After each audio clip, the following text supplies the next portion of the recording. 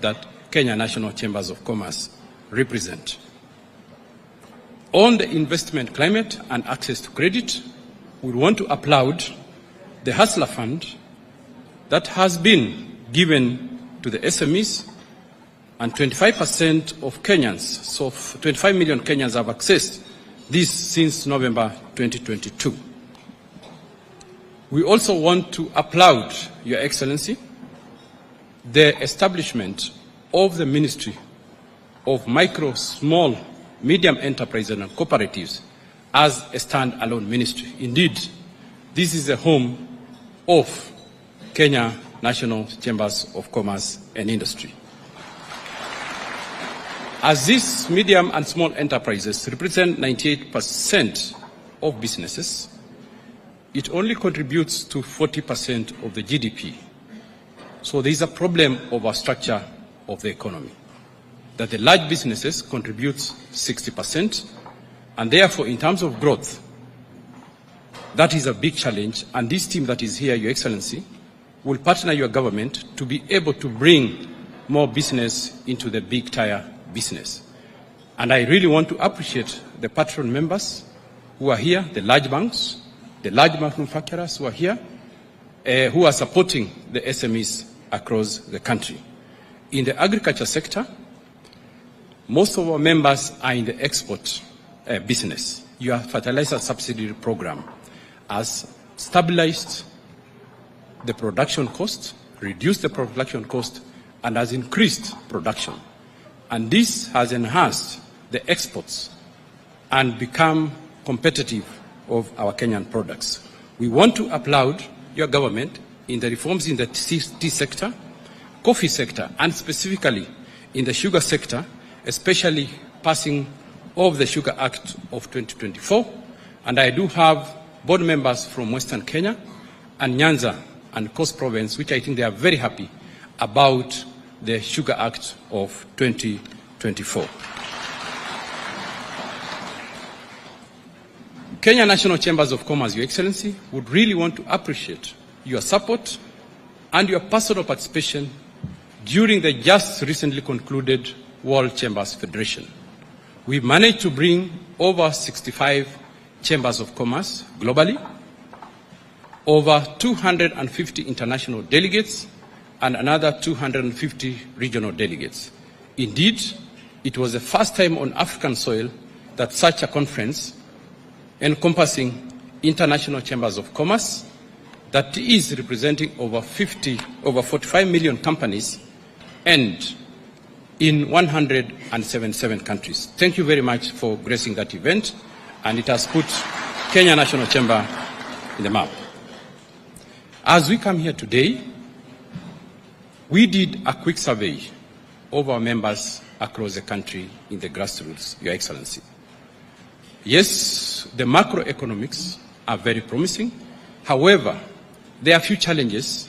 When we did the survey across the 47 counties, and we did get responses from 15,000 companies across the country. As far as those who run shops in Kisumu, I know Israel Agina, the chairman, is here. Workshops in Machakos, Matatus circles in Mombasa, Mohammed Jamal is here as a chairman, and the startups in Nakuru, Said Ali Mwangi, who is representing them. We got responses from all across the country. One of the big challenge, and they have told me, Your Excellency, that I should not leave here, I would want to share a few of those challenges. One is the issue of the pending bills.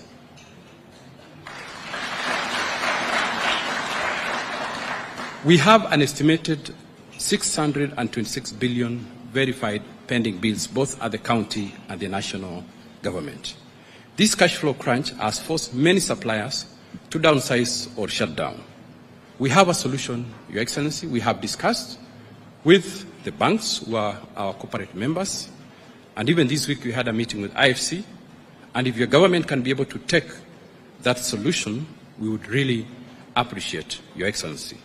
The next is multiple levies and permits across the 47 counties. As we celebrate the coming of the African Free Continental Trade Area, Your Excellency, My members here cannot trade across the 47 counties easily without paying multiple permits. As a country and as a champion of open borders, and I know, Your Excellency, you've even said that Kenya is a visa-free country for tourists to come. We want a visa-free movement of our goods across the 47 counties. With the Council of Governors, we have had almost 1 year public participation to come up with a single payment permit across the 47 counties. However, it has taken quite a long time, and we would like Your Excellency to be able to fast-track the single business permit across the 47 counties, so that as we trade within Kenya, we can trade across the 47 countries, the 54 countries in Africa. We usually carry out business barometer for Kenya National Chambers of Commerce to be able to know the economic situation in the country. Top on the list in terms of challenges to the micro, small and medium enterprises is access to credit. We have a number of infrastructure gaps, especially in cost of energy, roads, water, especially in the counties, market access and value addition. As we collect a lot of market intelligence, there are quite a number of issues that we will be able to demonstrate to you in terms of how Kenya National Chambers of Commerce and the private sector can solve for you, Your Excellency. In terms of this mismatch of skills and the technical vocational training, Your Excellency, is that for Kenya to achieve dual training, we have to move away from voluntary private sector attachment of students. The model that we have currently, Your Excellency, is that the students will learn, they will come to our businesses and our factories for a 3-month attachment.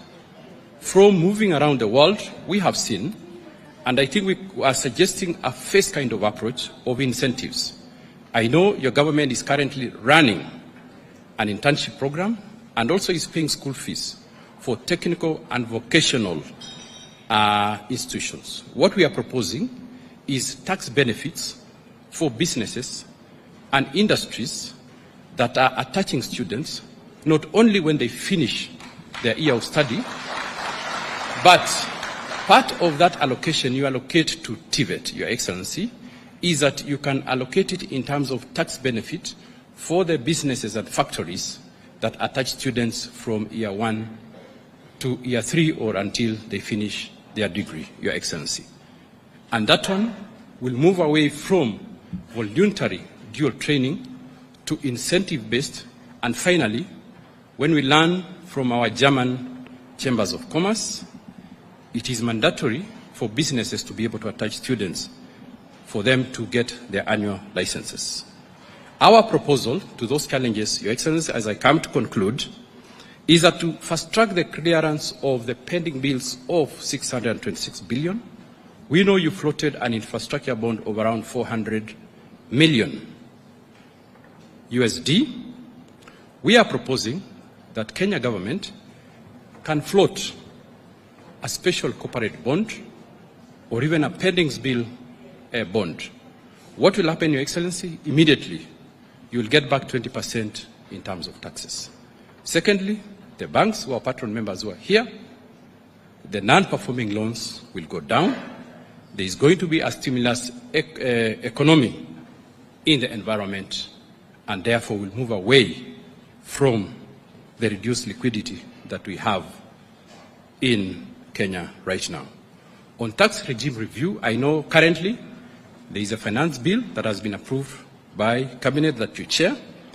We propose for SMEs a tax regime review to cap the turnover tax at a maximum of 0.5% with no additional VAT or corporate tax for the small and medium enterprises. You'll definitely see them paying more. We are also proposing a tax holiday of 2 years for startups. This, we have studied the Indian economy for startups, and we want fast tracking of the startup bill. And currently, India is the #1 country that churns out the highest number of unicorns or companies that have turnover of over $1 billion at currently around 130 billion. And I think we can count a dozen of that for Kenya. So if you give us those tax holidays, two things will happen. One, growth. Secondly, you'll formalize the SMEs. On access to government procurement, and this our members have really stated, Your Excellency, that we want your government to be able to reserve contracts of over 5 billion Kenya shillings to Kenyan-owned companies. And I want to insist, Your Excellency, Kenyan-owned, not Kenyan-registered companies. And I know the challenges that usually comes with that. That currently, there are very few companies in Kenya that can be able to undertake such kind of volume of government contracts. And this, from our study, is that for the last 22 years, the access of Kenyan companies, especially in terms of contractors and suppliers of goods, has not been fair. And even currently we are seeing as low as even 500 million being accessed by locally registered but internationally owned companies, Your Excellency. And for these companies to be capacitated, Your Excellency, we are proposing the establishment of a construction guarantee that will go into a construction bank, so that the main challenge that we have engineers, consultants who are highly trained, who are working for these international companies. We propose that we have a construction guarantee and a construction bank later, so that these companies can be able to access and they can be able to complete the projects that you give them up to 5 billion, Your Excellency. Foreign Affairs Cabinet Secretary and the Prime Cabinet Secretary, Honorable Mudavadi, we signed an MOU with Burundi Chamber. The President of Burundi Chamber told me that Burundi now is undergoing reconstruction. When they finish elections next month, they are going to reconstruct their parliament. They are going to reconstruct their palace. I can see it's going on here. And he told me he wants me to get Kenyan companies with capacity to be able to undertake those projects in Burundi that is being supported by IMF, World Bank, and other multilateral loans. It will be a very big challenge for me to get indigenous companies. Your Excellency, we have to build our Kenyan companies because Africa is looking at us. And actually, the Chamber President of Burundi told me, in terms of significance, he is number 3 in the country. And you can guess who is number 1 and number 2.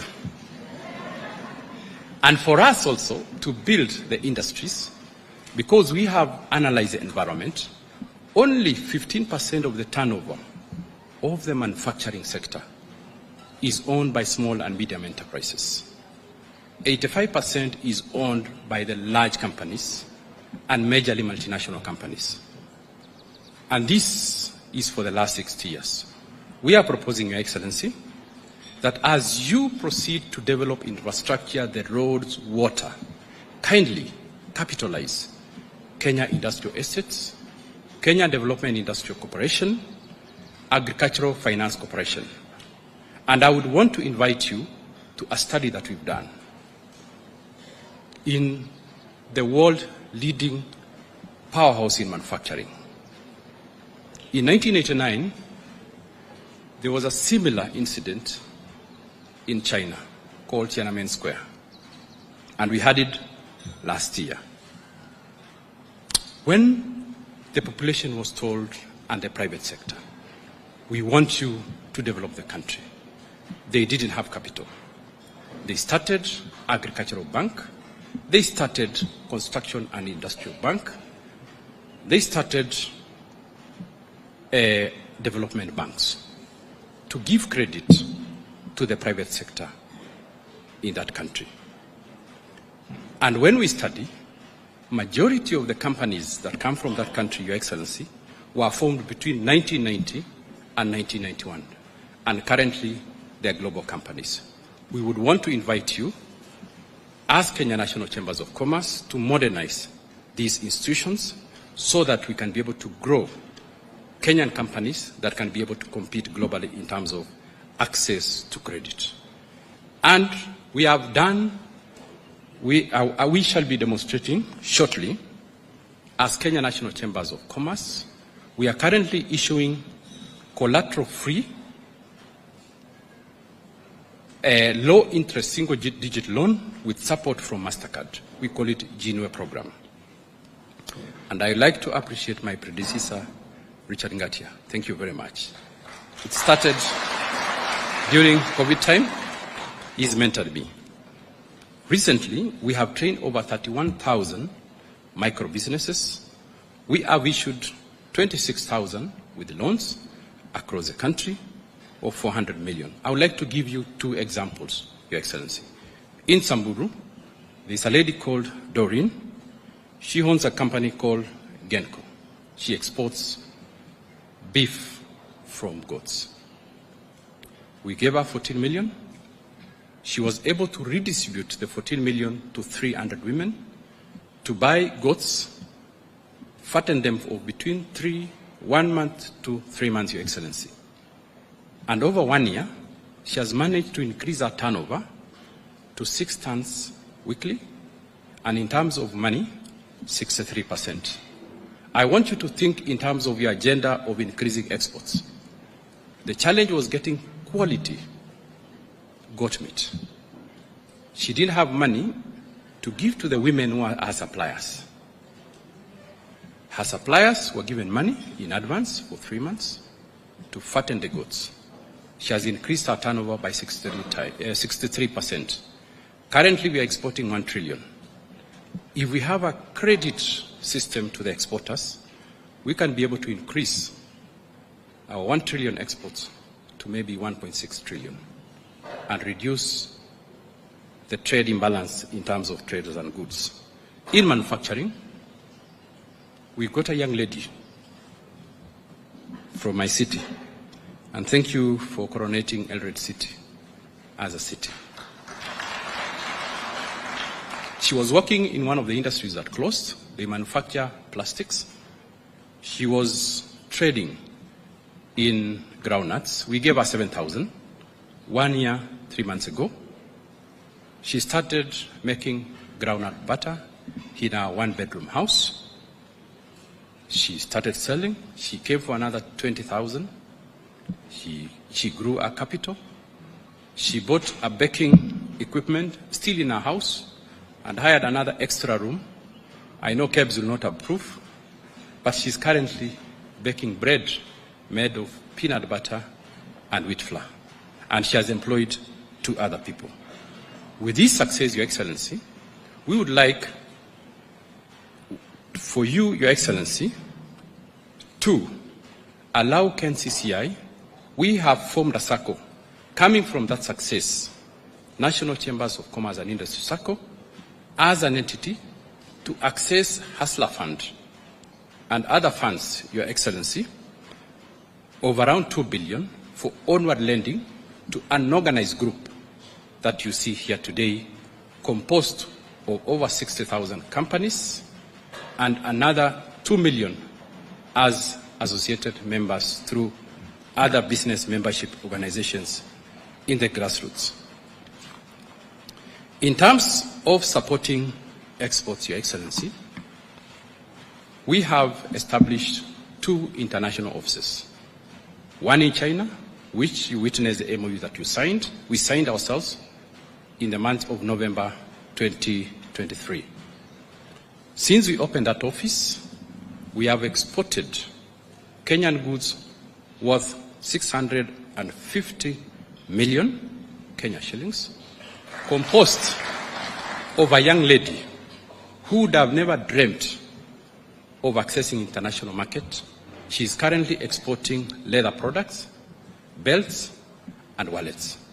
Who would think that a young lady of 34 years would be able to access international market? They can only access it through an organized business membership organization like Kenya National Chambers of Commerce and Industry. In terms of agriculture, we are going to demonstrate our solution by our ICT committee of the chamber. They've been able to streamline the dairy sector. We want you to support that and run it as a government program. In the mining sector, Your Excellency, they have told me we need reforms of the mining, establishment of a mining regulatory authority to be able to be issuing license. In the livestock sector, we want operationalization of the National Livestock Marketing Board, Your Excellency, so that we can be able to increase exports of meat, because currently the demand for export is higher than what we can currently export or get it from the market. As Kenya National Chambers of Commerce, we thank Kenya government for giving us issuance of ordinary certificates of origin. But we would like to request government, as it is happening globally, as Chambers of Commerce, that you could give us the issuance of preferential certificate of origins, that is the ones for AGOA, East African Community, COMESA, and the ACFTA, so that we can continue doing the international trade and market in Kenya efficiently, like the demonstration that we have done across Africa, and even opening our offices in China and Dubai. So that we can be able to compare ourselves with peers, such as the American Chamber, and these are the top 5 leading economies in the world. The German Chamber, the German economy is the largest in Europe, the Turkish Chamber, and the Chinese Chambers of Commerce and Industry, is that we are proposing Kenya National Chambers of Commerce and Industry, and the whole AGM is here, and they have proposed, Your Excellency, that we want to establish a statutory body as Kenya National Chambers of Commerce, which will be able to have representation from all sizes, all sectors of the economy, so that we can build a very strong chamber. We have done benchmarking with the German Chamber, Turkish Chamber, Singapore Chamber, UAE, that we signed MOU yesterday. This is a trend, and not only that, we are going to produce policies to help governments to be able to compete internationally. So we would like you to support us when we go to Parliament, and we have discussed that with the Ministry of Investments, and thank you for giving us the CS and the PS. I've briefed them already. I've also met the Chair of Trade in Parliament, and they are waiting with bated breath, and they have promised us that they will pass it with speed. Your Excellency, finally, Kenya National Chambers of Commerce was privileged to be issued, to be given Ufanisi House next to Parliament by the first President of the Republic of Kenya, Hayati Mzee Jomo Kenyatta. Unfortunately, in 2014, because of security reasons, there was a threat to our Kenyan Parliament. The parliamentary square was cordoned, that included our Ufanisi House with other buildings. We are proposing, Your Excellency, and we have discussed this with the Speaker of the National Assembly, and we propose that we sell this building to Parliament or Kenya government, and the proceeds that we get kindly allocate as land so that we can be able to build modern offices for Kenya National Chambers of Commerce and Industry and the Convention Center, so that we stop being squatters and we are the captains of the industry. Finally, Your Excellency, we would like to present a few demonstrations of what the Chambers of Commerce and the proposals from the agriculture sector, digitization of agriculture, and reviving manufacturing sector, mining sector, and exports. As I finish, Your Excellency, I really want these teams to take 2 minutes to be able to, 2 minutes each, to be able to demonstrate. And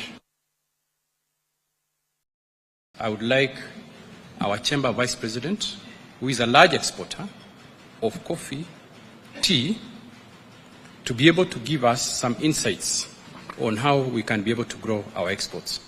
Allow me to donate my time to the Vice President for the Chamber, Mustafa Ramadan. Thank you.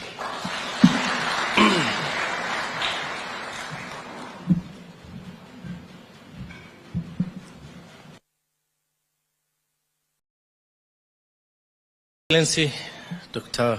William Samoei Ruto, President of the Republic of Kenya, CS Lee Kinyanjui, Chamber President Dr. Eric Ruto, PS Investments Abubakar, President of the East African Chamber, Mr. Richard Ngatia, and all the Chamber leadership from the 47 counties. Good morning.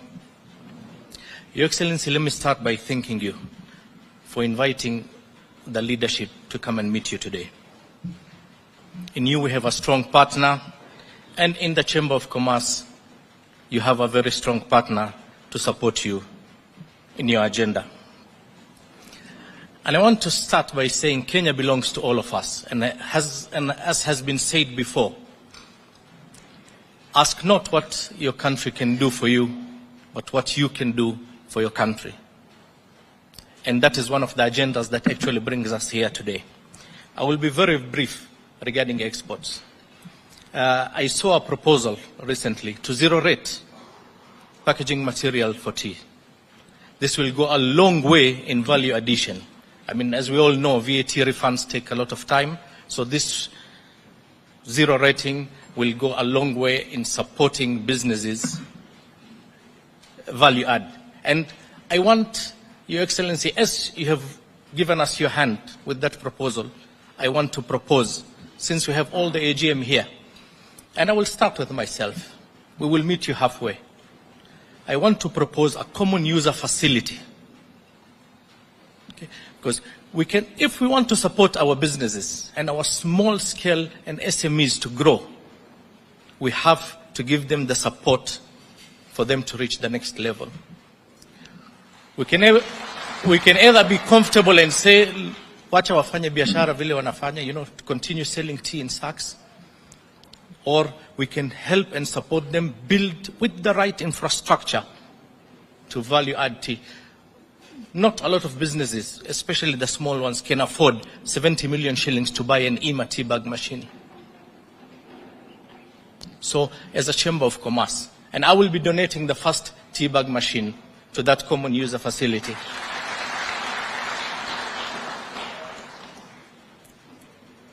I want us to give them support of tea liquorers to develop Kenyan tea, which is already very good, by the way, but different markets have different test requirements. We want to give them liquorers, to help them with the blending of that tea.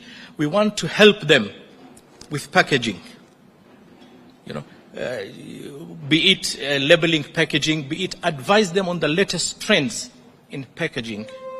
Basically hold their hand until they successfully complete their first export. In 2023, I believe, CP, we accompanied His Excellency to Congo Brazzaville with a delegation of business people. And I want to inform you, Your Excellency, that as we speak right now, several of those businesses that accompanied us have permanent business setups in Congo Brazzaville and Congo Kinshasa right now. Before we went on that trip, we had negotiated preferential sea freight rates to the ports of Boma and Matadi. Before we went to Congo Brazzaville, we already had solutions to make logistics very competitive. And I'm very happy to report that we already have exports. There's a lot of conversation about intra-Africa trade. The conversation is always, we're at 17%. But the conversation we need to have is how do we take it from 17% to 34%, and from 34% to 68%. One of the ways that we can do that is the collective bargaining with the shipping lines. It's about competitiveness, nothing else. I recently had the honor of leading a delegation of Kenyan business people to Saudi Arabia. I believe, and In partnership with the Ministry of Foreign Affairs, Your Excellency, we had one of the most successful outward business delegations, because while we were still in Saudi Arabia, one or two of them flew back to Kenya for samples to go back to Saudi Arabia for testing sessions, and I'm proud and happy to say they have signed agreements to supply and roast coffee in Saudi Arabia. One of the companies has 100 branches. A significant step, not only export of raw coffee, but value-added coffee. Food security. I mean, there is no society that has prospered without sorting their food security. One of the issues that came up strongly from Saudi Arabia is they want to invest in farming in Kenya. But where does our interest lie? So we have a conversation. Some of them want 100,000 acres to do, alfalfa for animal feed. But the proposal we are giving them is this is going to be done jointly with Kenya. We will not sell them the fodder. We want them to have their animals in Kenya for the milk, for the meat, for the hides.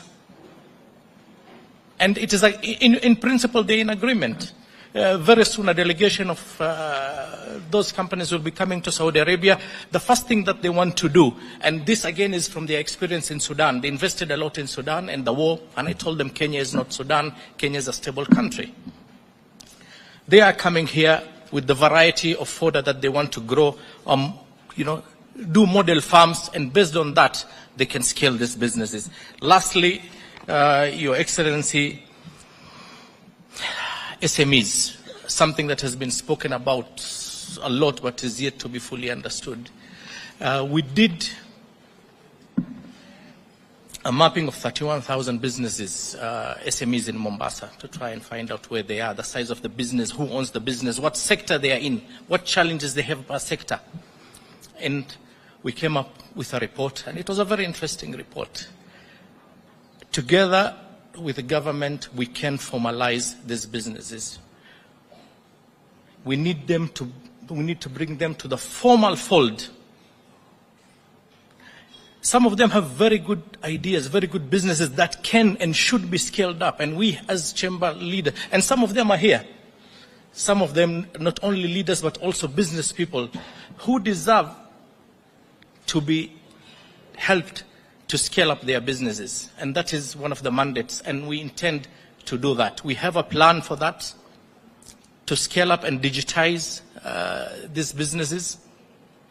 One of the things that I really insist on is, okay, we have signed all these free trade agreements, but how do we support the small businesses? So we already have formed a committee that will be,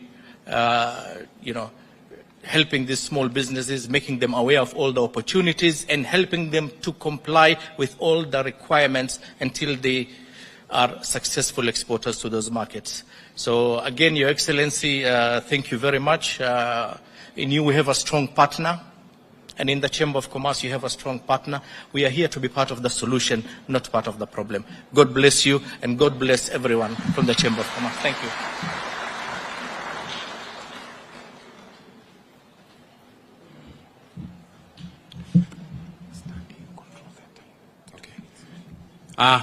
Thank you very much, Mustafa Ramadan. Your Excellency, allow me, because I know we are pressed for time, 3 minutes each, just as a demonstration in the digital transformation in agriculture. I'd like to welcome Engineer Rama. Kindly come, 3 minutes, to do a demonstration of how we can digitize our agriculture. Secondly, the manufacturing sector. Mr. Kihia Mwangi, please be upstanding. And be followed by the mining sector reforms for youth, employment, and local prosperity. Mr. Tiampati, thank you. Thank you very much. Your Excellency, my name is Rama Madiba. I chair the ICT committee at the Kenya National Chamber of Commerce. And I'm here, Your Excellency, to demonstrate what technology can do to transform agriculture. So making a presentation on the digital, building the digital economy in agriculture, a focus in the dairy sector. As we speak, Your Excellency, we have digitalized 35 cooperatives with 42,450 farmers across 7 counties, Your Excellency. And Your Excellency, there is a saying that says that technology democratizes consumption, but it consolidates production. We are using this technology, Your Excellency, to aggregate. And why the dairy sector? Dairy sector is very significant because, and I know you have the numbers, it contributes 453 billion shillings to our economy annually. And Your Excellency, in terms of employment at the farm level, dairy contributes.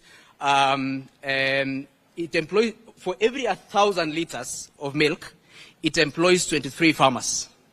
Now, those 23 farmers go ahead to employ a further 50 employees, 3 casuals. So at the farm level, Your Excellency, we employ 77 people for every 1,000 liters. Those are just 20 of the 50-liter jerry cans that we see.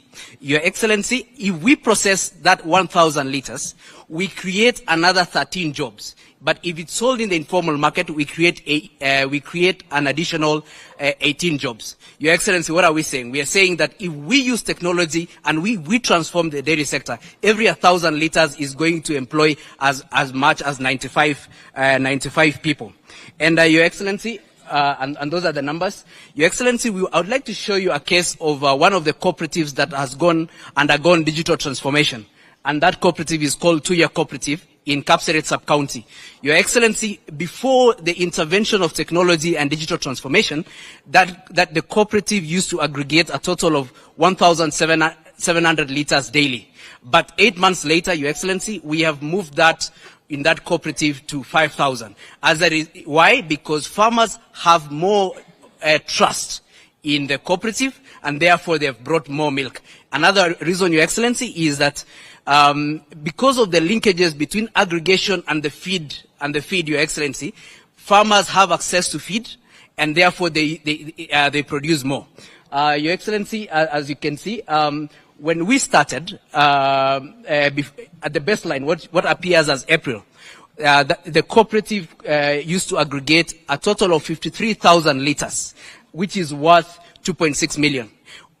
Undergoing the digital transformation, Your Excellency, if you can, I can draw your attention to the month of January, where the same cooperative then aggregated a total of 150,382, which is worth 7.5 million Kenya shillings. Your Excellency, when it gets to payment time, and the chairman of that cooperative makes his payment, the economy of Tuyo feels that actually there's something that has happened, and the SMEs that are there feel it.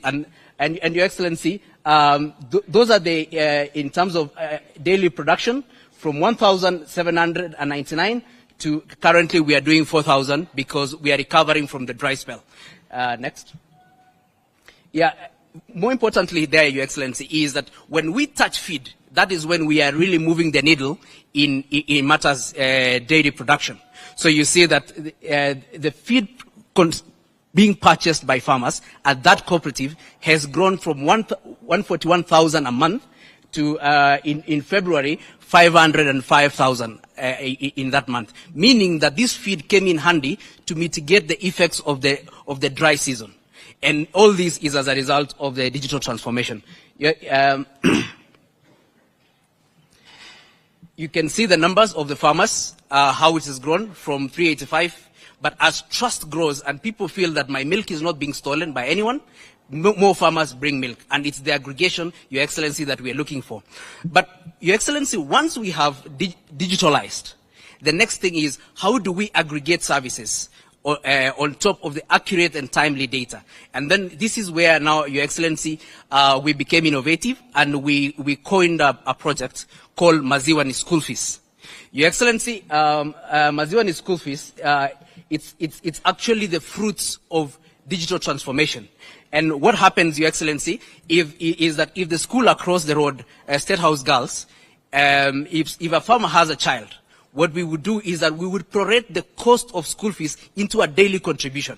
So that if you're supplying 10 liters to 2-year cooperative, Your Excellency, we will take off 4 liters out of that, or 3 liters.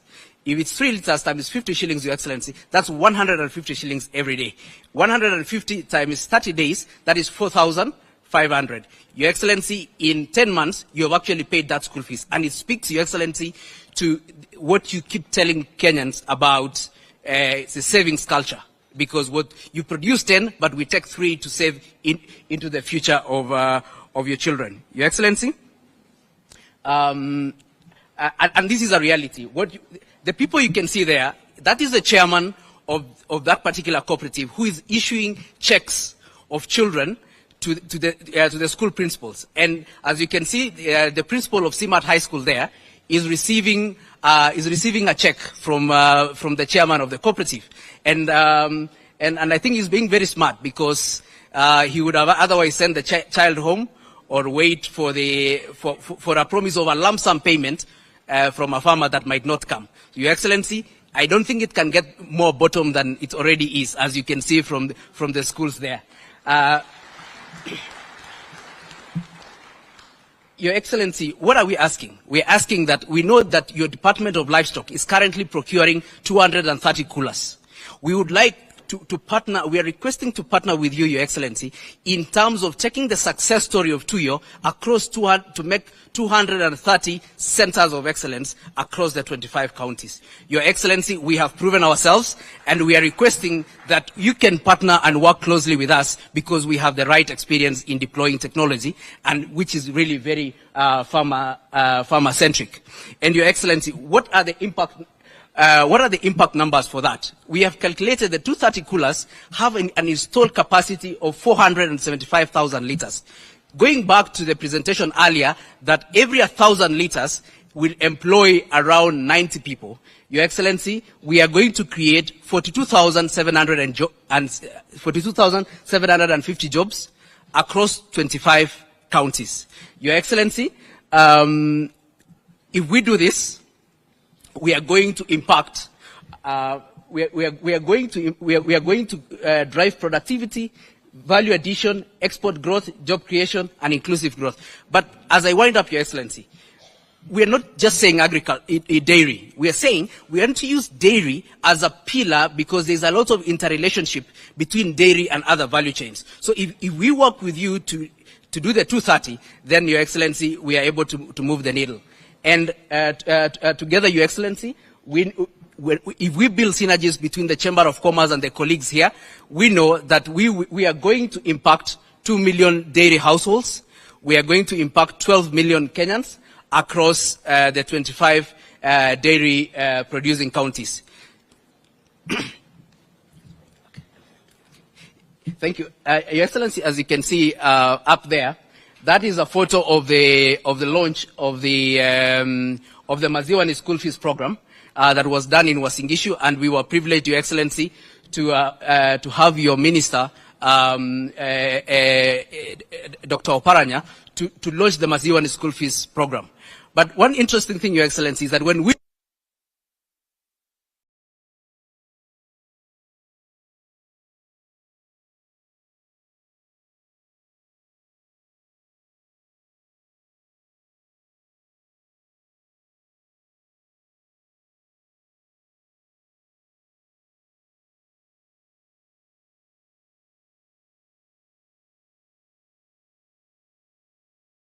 our health. Thank you very much, Your Excellency, and God bless.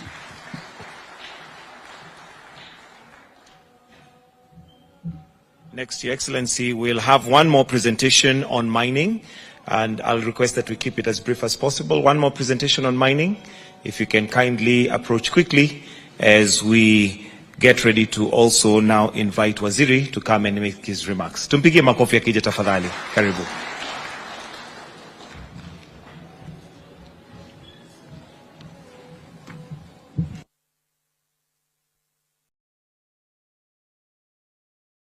Ruto, President of the Republic of Kenya,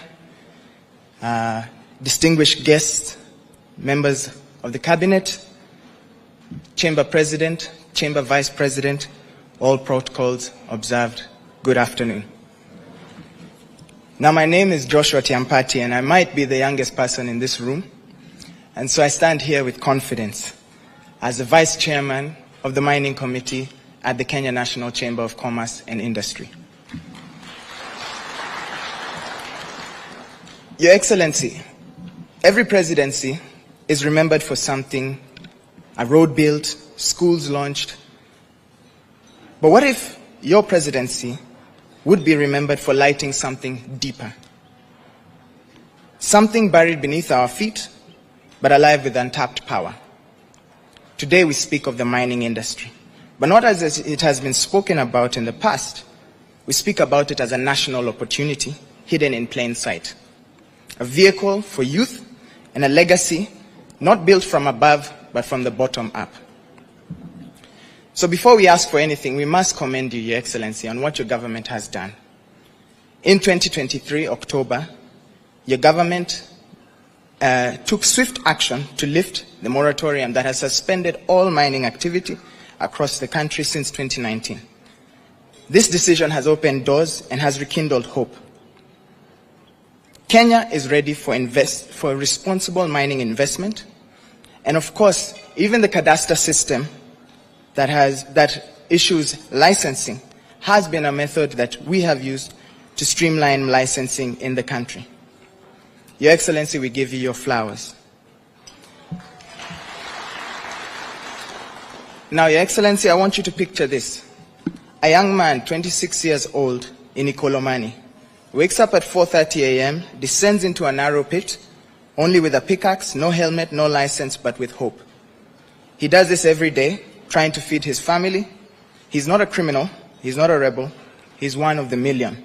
1 million artisanal miners across the country, with 5 million mouths to feed. Families held together by informal and unregulated labor, and in Migori alone, we're talking about 160,000 artisanal gold miners. These are not just statistics, these are the builders of the nation. So we may ask, what exactly is this informality costing us? Well, we're bleeding value because every year Kenya is losing about 100 billion shillings lost to informal mineral flows, smuggled gold, unlicensed quarries, and untraceable gemstones. Our gold sold in international markets is discounted by up to 30 and 40% because it lacks certification. But we do not have to imagine what success looks like. We have already seen it. Take base titanium, for example. Within 17 square kilometers, was able to run an operation that contributed approximately 600 million USD to our national economy. For perspective, Your Excellency, Kenya spans 580,367 square kilometers. If you divide that by 17, you get potentially 34,133 mining operations. Now, realistically speaking, we can't mine the whole country. But if we take a fraction, assuming an eighth, and divided that, we would get about 4,266 mining operations in the country. Times that by base titanium's contribution, we're talking of 2.56 trillion USD to our national GDP. Now, we are not talking about, thank you. At that point, we cease talking about regional hegemony. At that point, we are talking as a global superpower. We talked of the chamber's strength, and this is what we can actualize in our country. So the point is simple. This isn't a dream, it is a decision. If we get this right, it doesn't just benefit miners, it benefits the whole nation.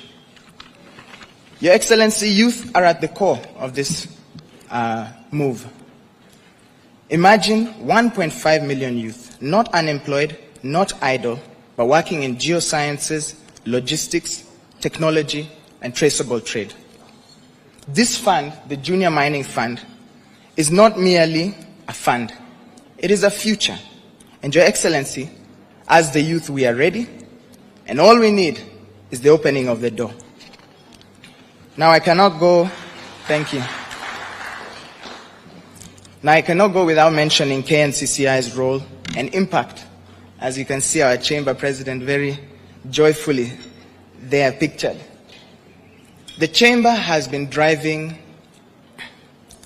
visibility for this sector in all its engagements, both locally and externally. But, Your Excellency, there are challenges in the regulation and the issuance of licenses.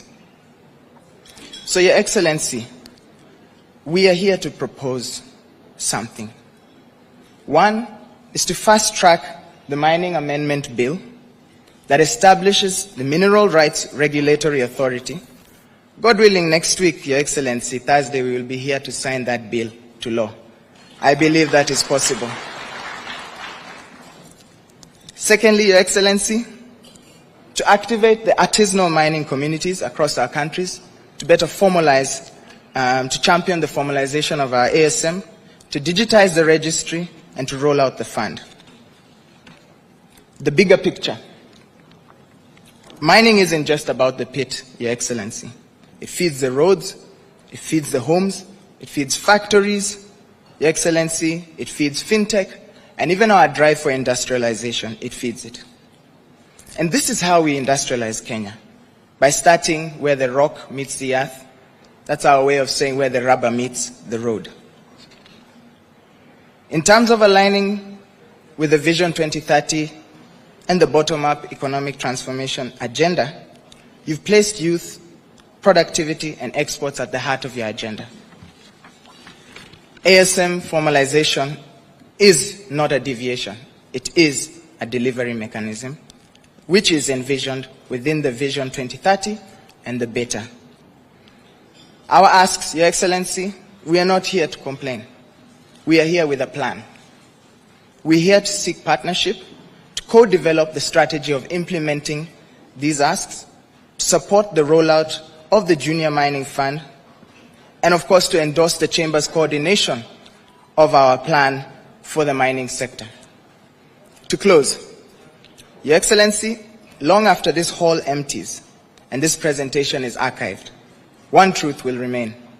There are 1 million miners still underground, 5 million lives still waiting, billions in untapped value still locked beneath our soil, and a nation still looking for its president to take action and to dig into our destiny. I am reminded of a national inflection point.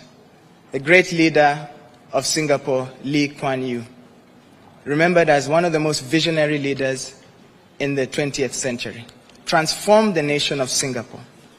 Your Excellency, today right here is a moment of a national inflection, which I believe you can champion.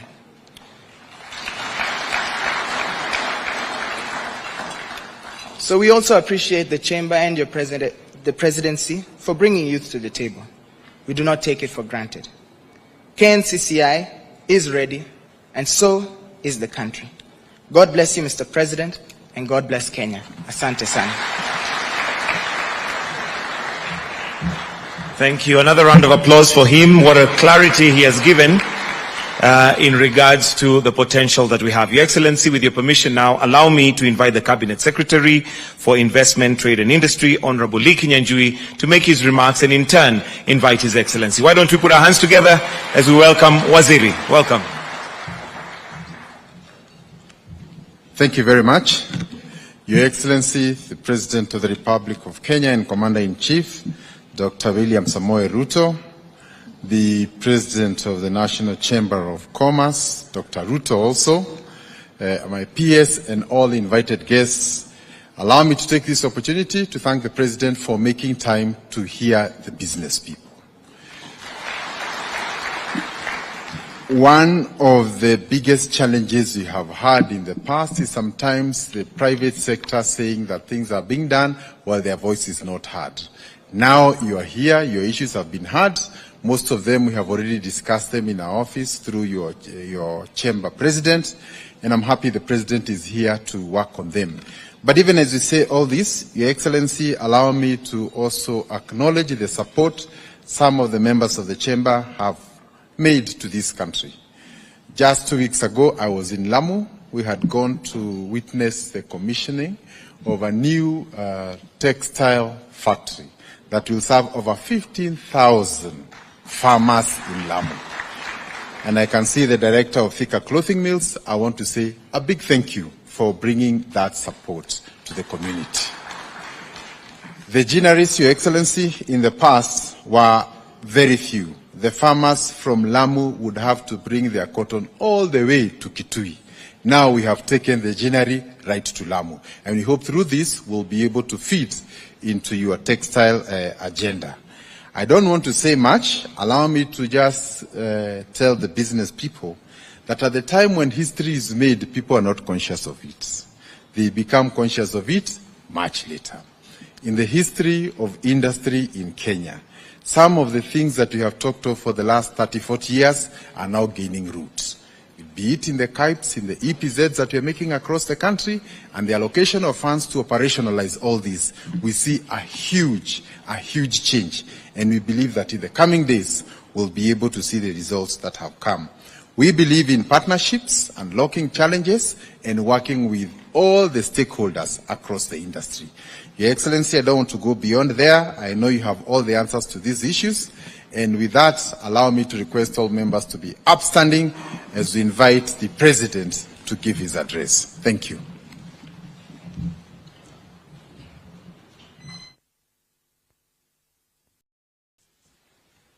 Thank you very much, Waziri. Please, let's take our seats. Asanteni sana.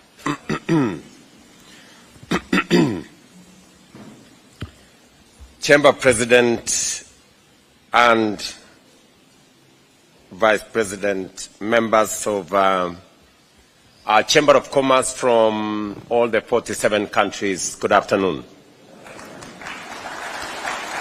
Hamjambo. First, let me take this opportunity to welcome you to this meeting. I did have a conversation with the Chamber President a few weeks ago. After we signed several agreements and had interactions in different parts of the world with different chambers of commerce, and I thought it was an opportune moment for us to have this meeting. And I remember when I called the chamber president and asked him how possible it was to have a meeting with the chamber.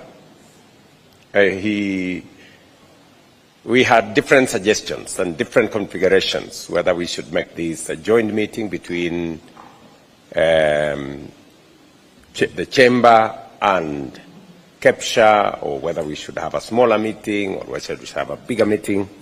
Finally, we agreed to have this big meeting. First, so that we can align, we can align ourselves with the broader picture. And I'm very happy that the chamber has taken time to internalize, to carry out research, to gather information around where our country is. You are very much aware that because of dynamics beyond our country, the global economy is slowed down because of matters COVID, because of matters wars elsewhere in the world.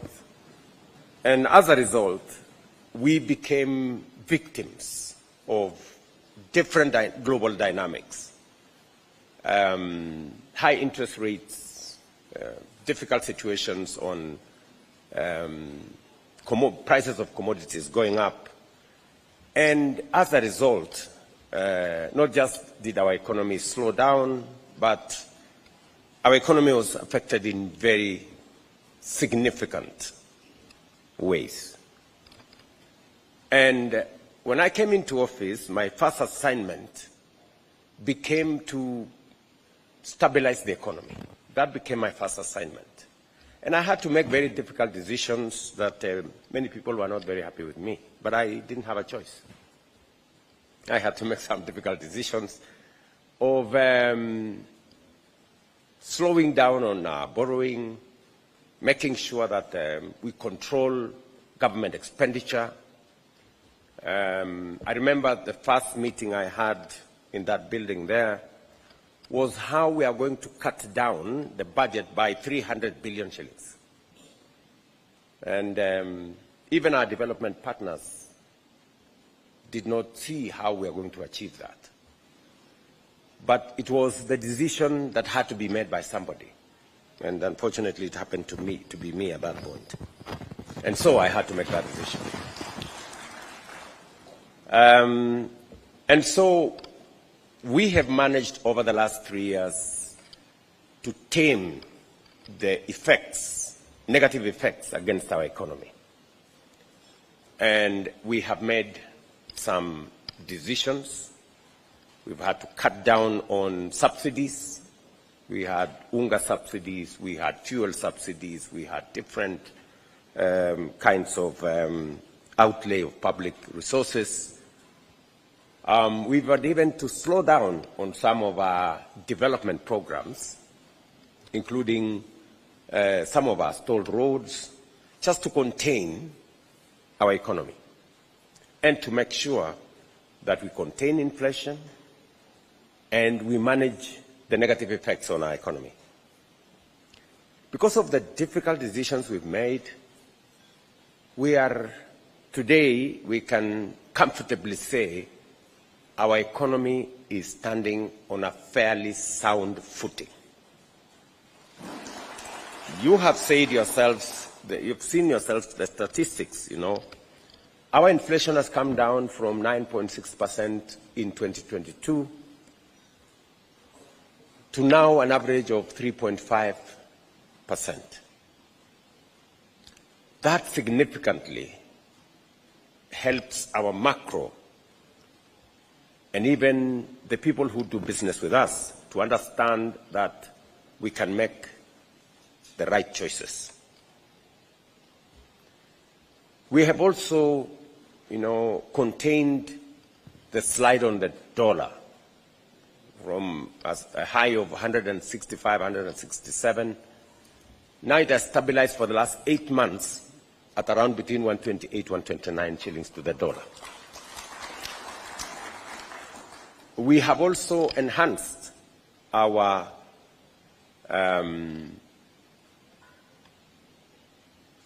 foreign exchange reserves by another almost $2.4 billion. And therefore, our treasury bills have come down from 18% in 2022 to now 8%. The treasury bills. We're looking at an economy that is now beginning to look up. It is you, the people in business, who understand these numbers. The countries that did not, for example, take the kind of steps that we did ended up in a much more difficult place than we are. And in fact, some of the countries did not take the difficult decisions that we took, have had a beating on their economy. As you know, Kenya has surged forward. Our economy has grown over the last 2 years, and we've grown past Angola, we've grown past Ethiopia. We are now the 6th largest economy in our continent. The IMF just announced it 2 weeks ago. And it's largely because we made the right decisions. Our neighbors, for example, their currency was devalued by 100%. Just imagine if the Kenya shilling was devalued from 130 to 260. We wouldn't have a country, right? So it has taken some, painstaking decisions to make sure that we consolidate our economy. And it is the first assignment any responsible government must undertake. We must also, as we talk to business, as we consolidate our economy, we must also look at credit available to the private sector. Because if we crowd out the private sector by borrowing from government, it becomes very difficult for the private sector to grow. It becomes impossible for MSMEs to thrive. And therefore, among the things we must do as a country, and it is one thing that I thought I would share with you, is to grow our savings. We have to intentionally, deliberately grow our savings.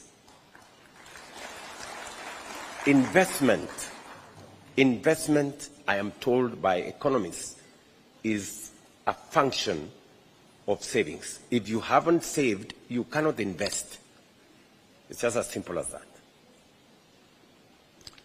And therefore, we must look at savings as a percentage of our GDP. And we must learn from what other countries have done. Today,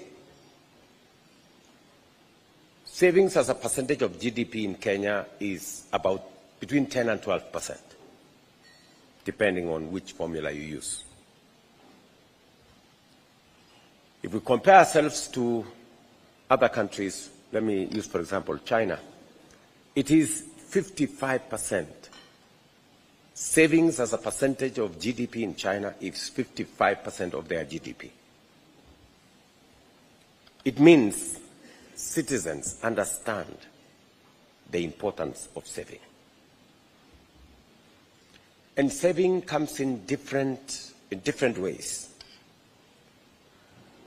Statutory savings, we have savings that come as a result of people pulling together. We have savings that come as a result of SACCOs and cooperatives and other interventions. But we must incentivize savings from a public sector perspective. The public sector must lead in shaping the savings culture of a nation. It is the reason why, for example, if you go to Uganda, they save 10%. Every person who works saves 10% of their salary. And government also contributes to the saving of, the employer, for that matter. Same thing with our brothers and sisters in Tanzania. These are two neighbors. Just to mention to you that these two countries have been doing it for the last 15, 20 years.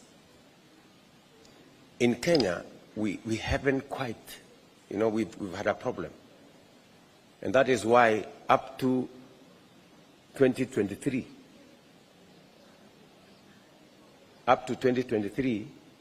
the statutory savings of employed Kenyans was about 200 shillings. Not about, it was actually 200 shillings. Saved at NSSF. So the employee was saving 200 and the employer was contributing 200. So I once had a conversation with Atwoli and I asked him, honestly, what kind of saving are we going to have if you save 200 shillings? No wonder Kenya is listed among, I think it's number 93, among the countries that have the highest old age poverty.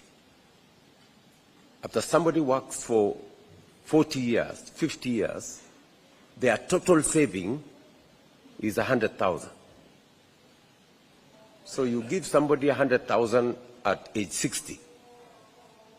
By age 63, they are dead.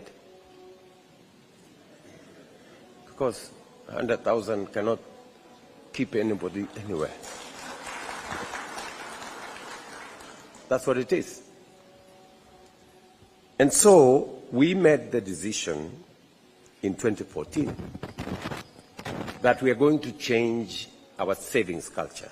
And I remember we went to Parliament, we changed the law, but as it would be in Kenya, it was taken to court, and for 9 years, we couldn't move it. So when I came to office, my first assignment was to call the fellows who had taken us to court and to look at them in the eye and ask them, really? You want us to continue saving 200 shillings? Is that what you're saying? Luckily, we managed to settle matters. And I can proudly say we are changing the savings infrastructure of our country. Just for numbers, from independence 60 years ago up to 2023, we had saved at NSSF 320 billion shillings for 60 years. From 2023 to this year, in just 2 years, we're saving 280 billion. And that's why I said we are going to double our savings at NSSF by the end of this year. The money we saved for 60 years, we're going to double it by end of this year. And God willing, by 2027, we will have 1 trillion savings. Just tell me what's going to happen in 15 years and what's going to happen in 20 years. We're going to have a big pool of resources that can help us even enhance the credit available to the private sector. Because the problem we have in our country is that we do not have patient money that can wait for 15 years, for 20 years. And that is why all manner of borrowing is 2 years, 3 years, 5 years, and the interest rates are very steep. I want to encourage the private sector to work with us on expanding the savings infrastructure in our country. I want to ask the Chamber of Commerce to think about how do you play a role in making sure that together we facilitate savings so that we can use those savings for investment and we can begin the journey to make credit available to as many people as possible, especially the people who need it most in the micro, small, and medium enterprises. Because of what we have done, it is my expectation, and that is why I have a central bank in our midst. It is my expectation that the interest rates, the T-bill interest rates that are coming down, the interest rate regime that is, we are consolidating our place, and we are reducing on borrowing. We are looking at other ways of facilitating public investment that avoids borrowing. And I will give you examples. Today, we have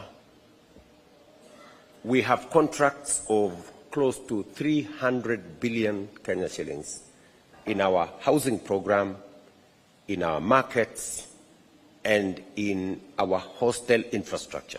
300 billion. Not a single of those contracts is on borrowed money. There is no housing development we are doing on borrowed money. there is no market we are doing in Kenya on borrowed money. We have a different, funding mechanism. Again, we have gone to the market outside our debt book to develop instruments for developing our road infrastructure. Again, away from burdening our balance sheet with debt. We are building Talanta Hela here, one of the big stadiums, again away from debt on the balance sheet of the government of Kenya. We are building Bomas of Kenya away from debt on the balance sheet of Kenya. We've just concluded discussions with partners to do the road from Mau Summit here from Rironi all the way to Mau Summit and eventually to Malaba. It will not be built on debt. It will be built on investment. We've agreed to extend the railway from Naivasha all the way to the border and into the rest of the East African community. Yesterday, we signed an investment instrument with UAE. They will be participating as an investment, not as a debt to the government of Kenya, to extend the railway. So, these are alternative instruments for funding public infrastructure without burdening our citizens with debt on our books. And I'm saying this so that the Chamber of Commerce, with your membership, can focus on the areas that will give us momentum to take our economy forward in an innovative, in a creative manner that looks at how do we move forward. I know there is always a temptation to say, let us look at taxes, let us look at the other. But there are instruments that go beyond tax that we can use to drive our development. I will be willing and ready with my team for us to have an engagement with the Chamber to look at alternative instruments of funding. How do we raise resources for our industrialization? How do we raise resources for our value addition interventions? How do we, work together to look at how we can drive our economies forward? Let me give you another example. We are currently working with the counties on matters to do with supply of equipment for our hospitals. In our past engagement, we bought very expensive equipment. I think we spent close to 60 billion shillings. MRIs and ICU equipment and all manner of equipment. Some of them did not work, but we had already paid for them. Some of them worked sometimes, but we had already paid for them.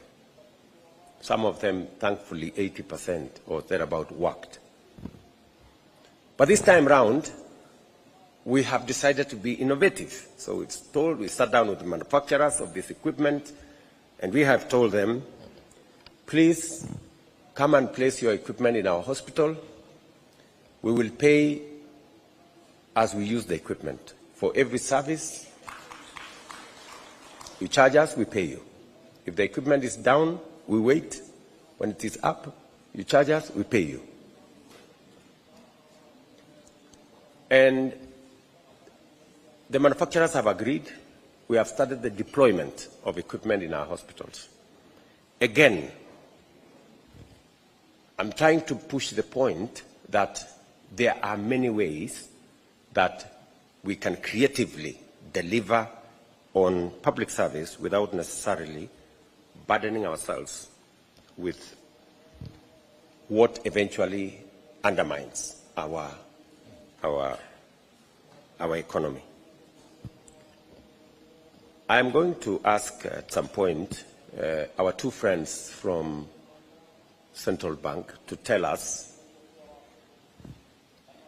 what are they doing to make sure that the trend coming down of interest rates is transferred to the borrowers in MSMEs and in credit availability. Because we are not seeing banks responding as fast in making sure that we access credit. So please, two good people from Central Bank, you will talk to us in a bit. Yeah, because I'm sure these good people would want to know what is it that we are doing as government to make sure that there is affordable credit. I also want to speak to the other items that you have said. You have talked about value addition, agro-processing, productivity in our agricultural sector.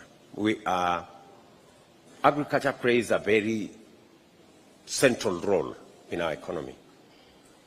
And therefore, we must focus on productivity of our agricultural sector, but much more importantly also focus on value addition, processing, and also opening up of markets.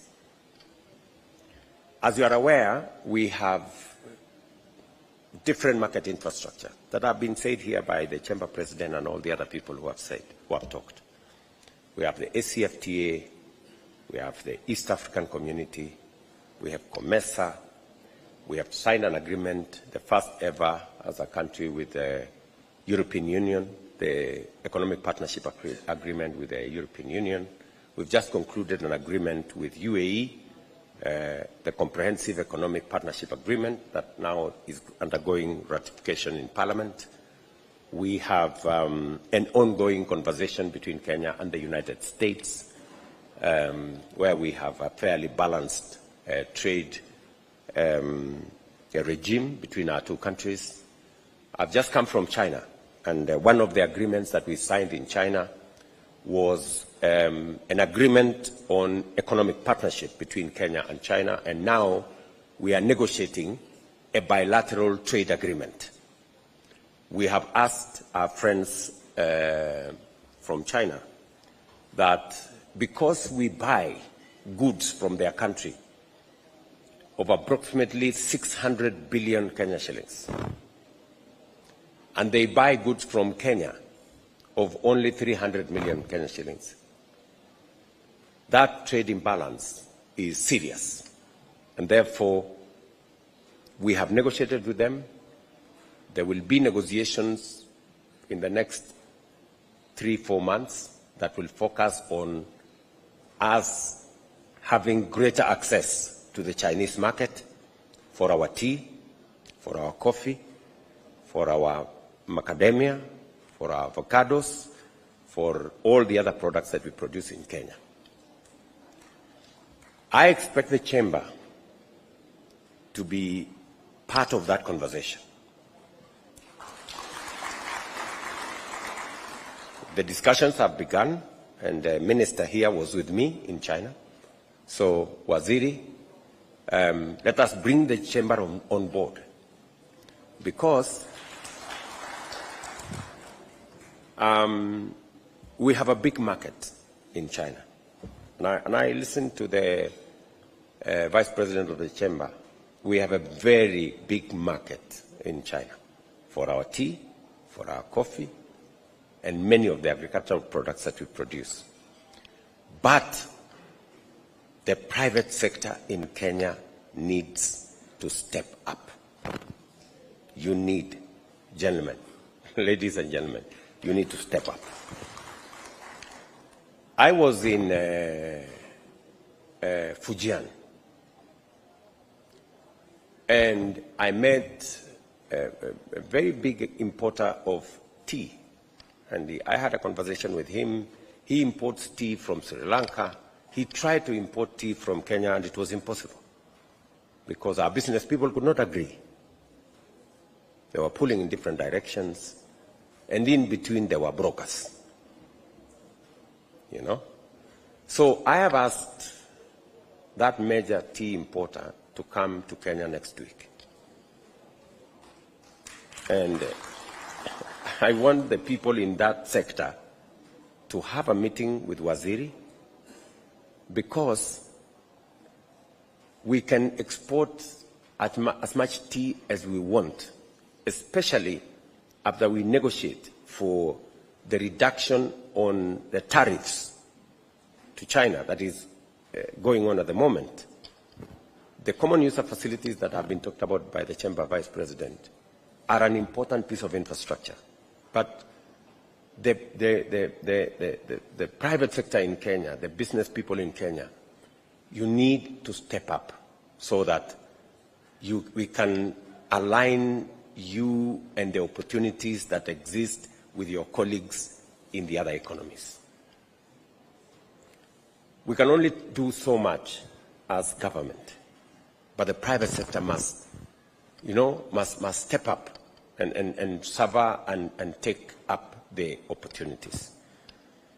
Waziri, as soon as that group of business people come, I want the people in the tea sector to sit down, and I want a comprehensive plan on how we are going to export our tea to China. And all the other products that, we have a market of 1 billion people, surely. Even if we got 1%, 10% of that, we are good. So I wanted directly to talk to the chamber on the opportunities that exist in the export manufacturing sector. And we need men and women, business people from Kenya to, to work with their partners on the other side. You have, as we talk about that, we are pushing productivity. When we decided to stop subsidizing consumption and instead support production with the subsidized fertilizer and all the other interventions we have made, we have seen how the food security indicators have changed. We are producing more maize, we are producing more tea, we are producing more coffee, we are producing more sugarcane. I was actually very surprised with the statistics that the numbers have really grown on milk, on tea. We moved our tea earnings from 170 billion to 215 billion this year. We have also moved our prices on coffee from an average of 50, 60 shillings a kilo to now an average of 110, 140 shillings per kilo. Our sugarcane production is growing by leaps and bounds. I am actually surprised that very many regions in Western Kenya that did not grow sugarcane, all of a sudden, I see sugarcane growing everywhere, in Bungoma, in Uasin Gishu, in Nandi County, in Trans Nzoia, and in many other parts of our country. In fact, area under sugarcane has grown in the last 2 years by 200,000 acres. And cane that is being crushed has grown from 490,000 metric tons in the last 2 years to 815,000 metric tons this year, a growth of almost 70%. And the imports of sugar into Kenya have dropped by almost 60%, in fact 70%. And we have since licensed another 4 sugar factories, private sugar factories, that are now undergoing construction. I think 2 or 3 of them will be ready before the end of this year. And we have also taken our reform into that space. We are concluding by the end of this week, we are concluding the leasing of all the government-owned sugar factories so that the private sector can bring in capital, they can bring in expertise, and help us unlock the potential in that area. We paid, for example, last year, we paid 1.7 billion shillings to government-owned sugar mills to go and pay farmers, to go and pay workers. Farmers who never supplied cane to government, and workers who did not work for government, but we went to pay for them. Then I'm asking myself, what happened to the sugar that was being crushed by these mills, and what happened to these workers? Why are we paying workers that did not work for us? You know? So it's just the essence of taking the decisions that we must and get the private sector. The government has no business running sugar mills. Absolutely. We have no business running sugar mills. It is the work of private sector members of the Kenya National Chamber of Commerce should be running those sugar mills. Please, Mr. Chairman, Mr. President, go ask your members to go and run those sugar mills. I have more. My hands are already full doing other things. So, so the private sector needs to be part and parcel of what we are doing. So as we enhance productivity, members of the Chamber of Commerce must take up value addition, agro-processing, export. You know, I will support the farmers to produce. You must help us to add value and to process and to export. That is in your forte, right? So, whether it is tea, we're producing more tea, you should add more value. And as the Chamber Vice President has said, we are removing taxes on packaging material, and I want to see what that will look like. It is in the current finance bill that we are going to exit all taxes on packaging material. We want to see how you, in the private sector, can leverage on that. We are also removing taxes on even purchases of tea from one company. We were given a very complicated matrix, and we agreed with it by the sugar people. So we have endorsed what you want us to do. I'm expecting results from that sector. We have also straightened the matters at of coffee. We decided to bite the bullet again because that space had been cornered by and held hostage by a few people. We have now democratized that space. We have changed the licensing regime. We have made the Nairobi Coffee Exchange much more efficient, and we have brought on board the CMA to manage the coffee exchange. And hopefully next month I will be going to ring the first bell when the traders, when coffee sold, will be paid direct to farmers. There will be no in-betweens. But again, as we enhance our coffee production, we are looking at the private sector to provide mechanisms for value addition, for processing, for export, and all the other things that we need to do. I agree with the Chamber Vice President that we cannot continue to export our tea in sacks. It is not right. Yeah, we've done this for 60 years, and we cannot continue in that trajectory. Just figure out this.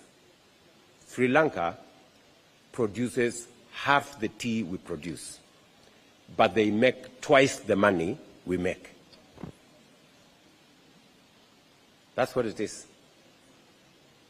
They produce half the tea we produce, they make twice the money we make, which means they make 4 times for every kilo that we make. So the puzzle in there is for business people to figure out. And the Chamber must provide the way into the future for that. I wanted us to have this conversation so that I can share with you the opportunities that exist, that I see from a public perspective, from a public service perspective, and how you can take advantage of these opportunities. You are aware that we are rolling out market infrastructure. We are building 400 new fresh produce markets with cold rooms, storage, and other spaces. You must have seen one of the first ones that I launched in Susua. And we are building more modern markets in different major towns. This is our intervention to reduce post-harvest losses of the agricultural products that we produce. We have also 47 county aggregation and industrial parks. It is my intention, and we have already in this year's budget, I think close to 4 billion shillings, to conclude or to make sure that those KIPes are finished. I went to several of them, and they are very advanced.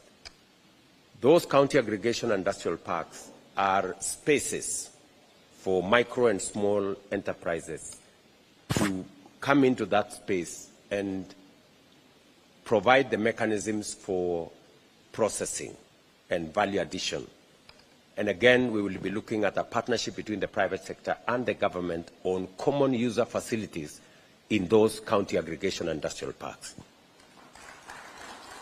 I will be asking Waziri Lee to work with the private sector so that we can work together around what are the common user facilities we need in those county aggregation and industrial parks for the processing of the products in different parts of the country. We will need different kinds of facilities for processing of the items produced in those areas.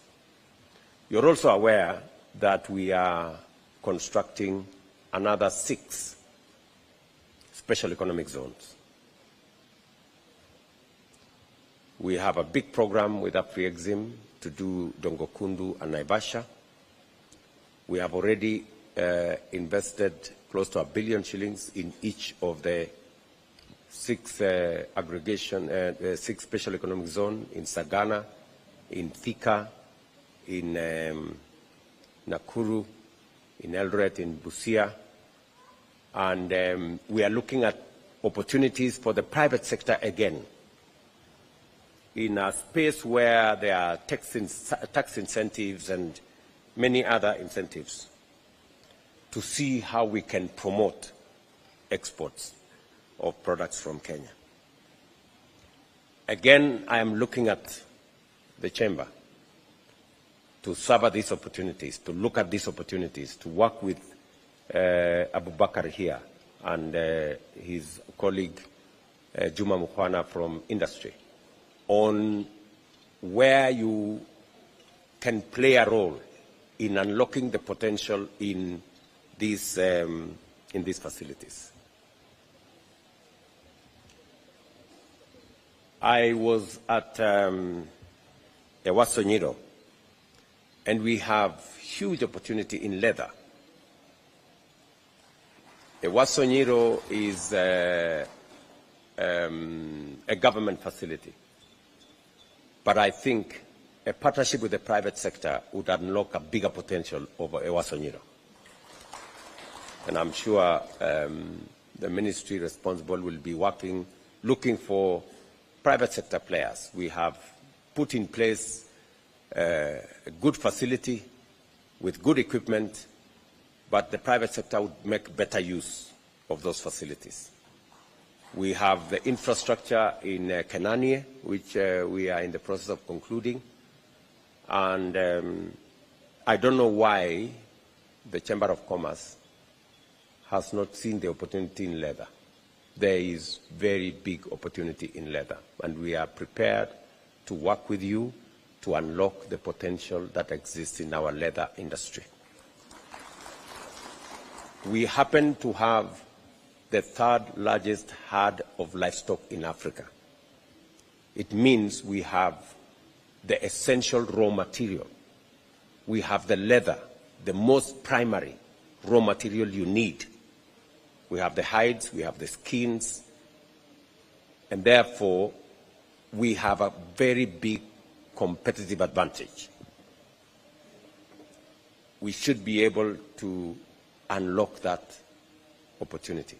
Just imagine that quite a big portion of our leather is being sold to be eaten somewhere in West Africa. And a bit of it is thrown around, Almost 50% of our leather goes to waste. And the chamber is having many sessions. I don't know what kind of conversation is going on in the chamber if you are not discussing leather. I think you should have a big conversation about leather. And I want to encourage the ministry to work with the private sector to unlock the potential that exists in our leather space. We have invested a bit in that space, and we want real business people to take up opportunity. Don't wait for too long. Don't look for excuses. Don't look for, the leather is available. We need business people to unlock the potential in that space. I am prepared to put in tax incentives to promote local production of leather products.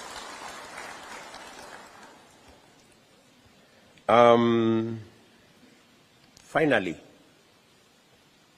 I want to respond to some of the issues that you have raised. I have it on my paper there. Somebody can bring it to me. Yeah. Thank you, Lee. Thank you very much. On the issue of pending bills, you're right.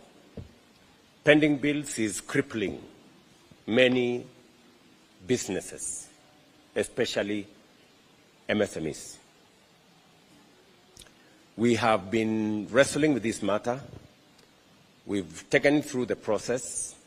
Of the 600 that was mentioned by the Chamber President, 600 billion, 230 has already been has gone through the mill and approved by the Pending Bills Committee that we set up. And in the next budget cycle, before the end of this year, we want to pay 150 billion of that money, 90% to small and micro enterprises. In fact, the 90% of what we will pay will go to MSMEs. So that is my commitment to you. And because now we have decided to go the other direction, to avoid this big issue of pending bills, I did instruct that going forward, and it has begun from beginning of 1st April this year, we are moving to e-procurement to avoid all these gray areas and people, procuring things that they have no money to pay for. So hopefully we can significantly reduce the challenges that come with pending bills. I am speaking about what national government owes. I know. We still need another conversation with our counties. And hopefully, under the framework that exists, I will ask the Deputy President to have a meeting with the counties under the IBEC arrangement so that the Chamber can also have a conversation with the county governments. I agree with you on access to credit. And do you wish to say something, people from Central Bank?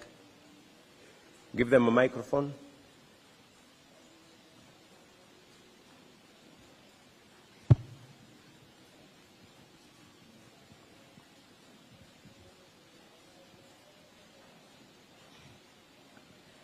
Thank you so much, Your Excellency. My name is Dr. Susan Koech, Deputy Governor, Central Bank of Kenya. I'm here with my colleague, Gerald Nyaoma.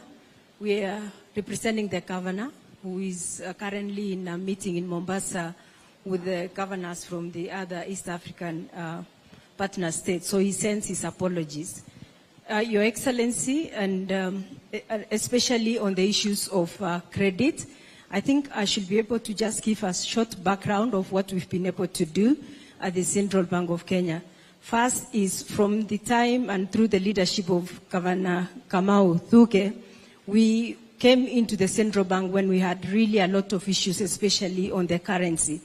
And as you are aware, our currency kept on depreciating. But one of the first things we did, and also to just make sure that we were not lacking behind, especially on the issues around where the policy rate is, was to first tighten the monetary policy, and then secondly, to make sure that we had monetary policy reforms that led us to have real efficiency, especially on the transmission of interest rate.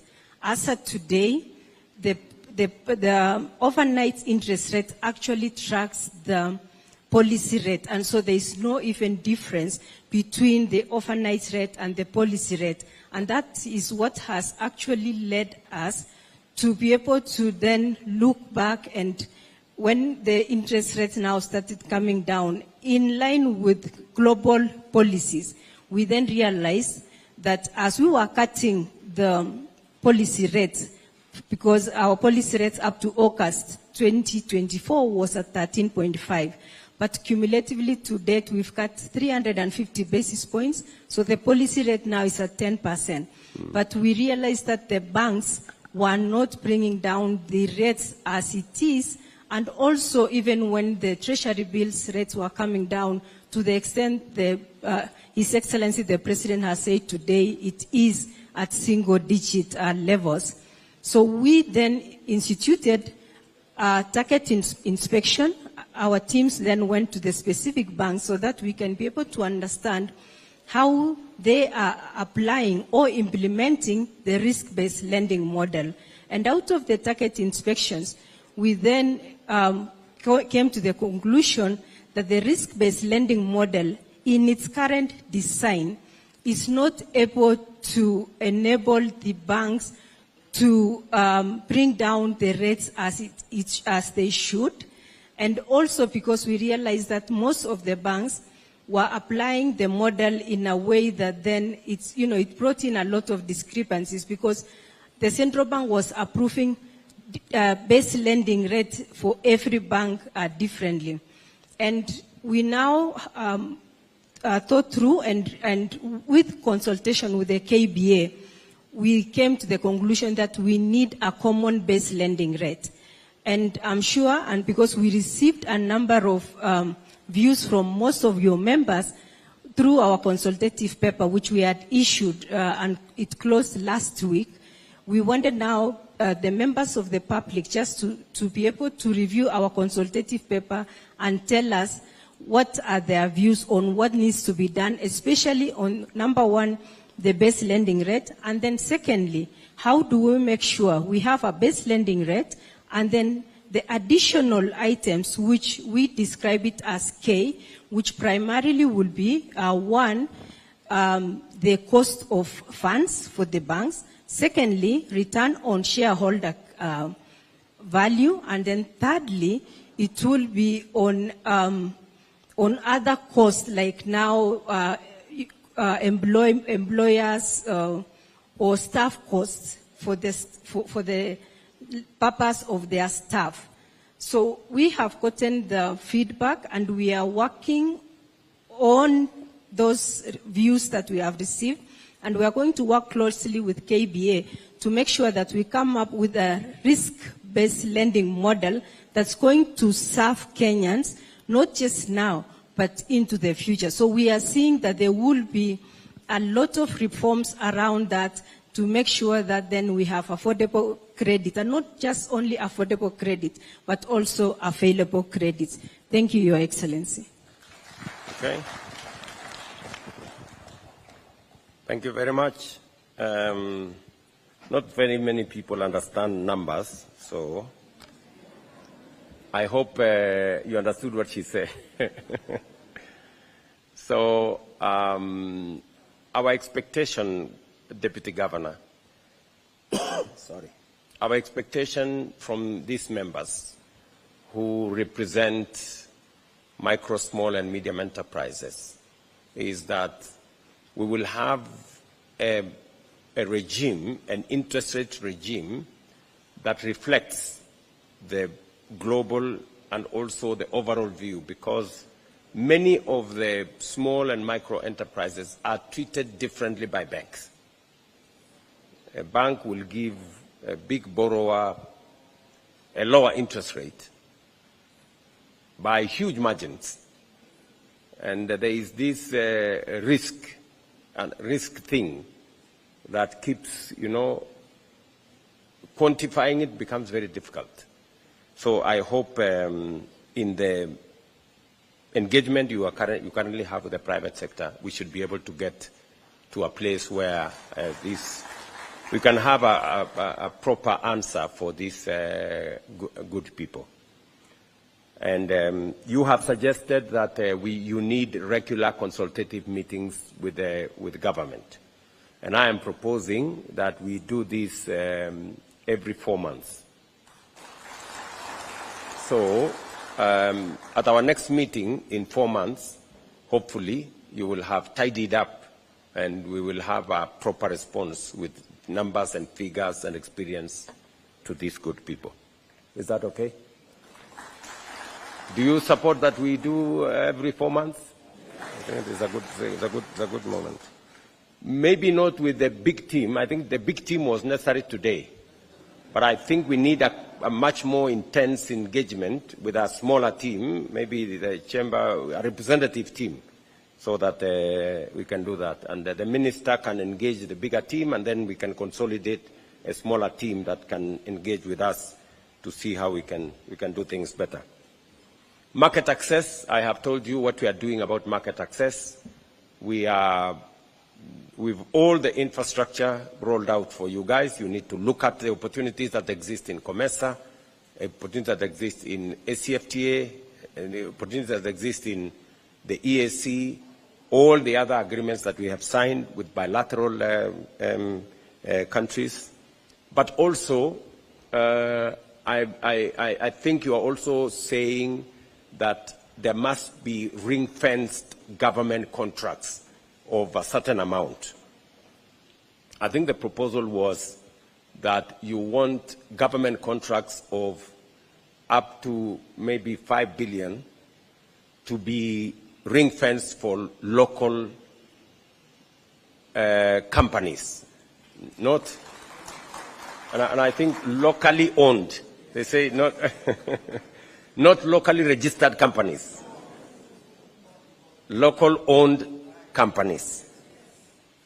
I will ask my team at the Economic Council to work with the minister to see whether we start with 1 billion shillings or we do 5 billion. They will work out the number. In the next 4 months, we will come and Senor. So I would propose we start with 1 billion shillings. Let me give you some good news, though. of the 300 billion contracts we have signed for affordable housing, for markets, and for hostels, all the companies are locally owned companies, all of them. We don't have a single Chinese company building our affordable housing. We don't have a single foreign company from anywhere.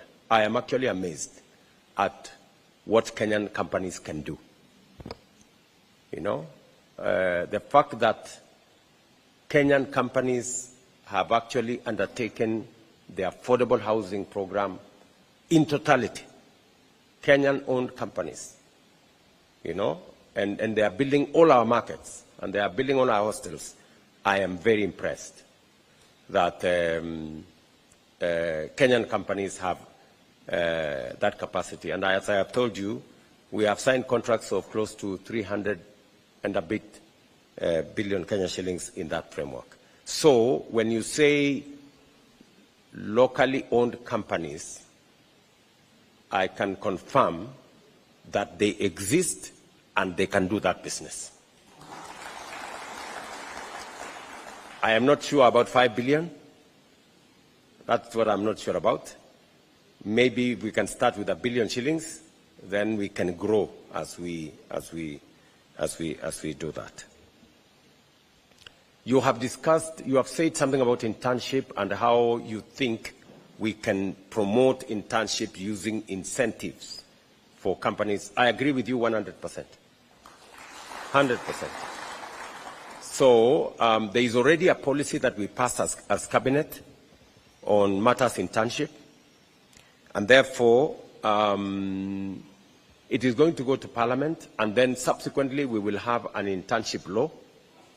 I want to encourage the Chamber to interact with the internship policy that is already before the House, and to work with us as we develop the internship law, so that we can capture all the incentives that you need to carry interns in your businesses.